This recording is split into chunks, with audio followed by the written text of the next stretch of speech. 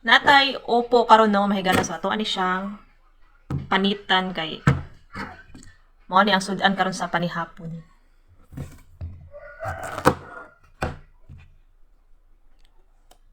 Dugay na ko wala makautan ani no mahigala so mag-utan ko karon.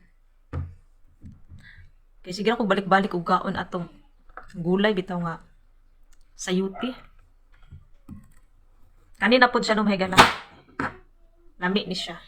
Samot na og anang butangan nato ni siya og gamayng karne, mag-slice ta gamayng karne tapos nain-ani ng gulay. Lami ni siya nang higala. Then karon kay bugnaw ang panahon, sigig ulan. So ato ani siya ang butangan og sabaw, sabuan nato gamay no para makahigop sad ta og sabaw. Ato sa siyang panitan. Nipis naman kani siya panit no higala. Nagdakuon po nato ni siya pagpanit. Wanay unod ani mabilin.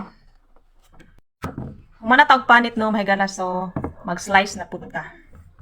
Bahalag unsay porma pagka-slice no basta kay na slice nato.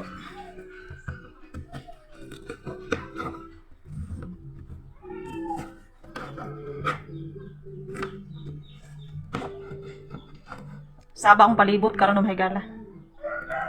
Record rin ako ang video. Dili na ako ganahan mag voice over karon ng higala kailangan kaayo. Ganahan ko kanang diretso na. Di na ako mag voice over no.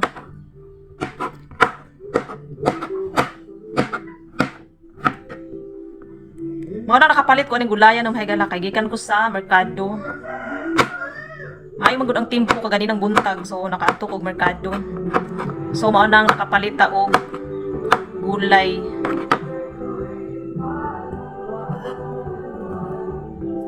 Pa-music sa Pikas balay no. So murag saba kay ni ako ang video.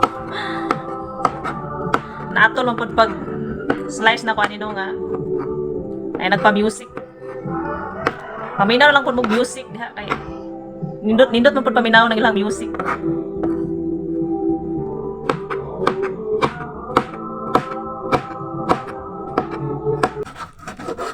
Mag-slice na punta aning karne no. Paminaw na lang sa mo dihag music kay gapa music man ang itong silingan. Gwapo man silang mga music no mahigala. So, dili ra sakit sa dalunggan paminaw. While magaling ako slice ani no, maminaw po ko sila ang music kay hindot na silang mga music.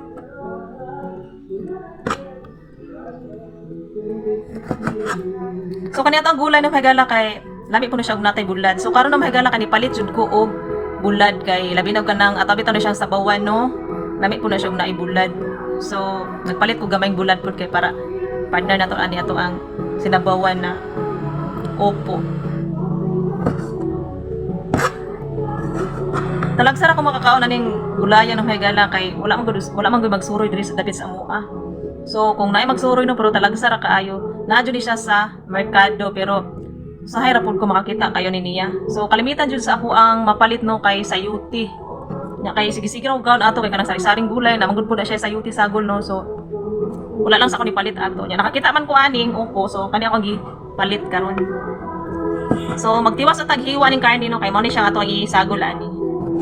Para palami sa lasa.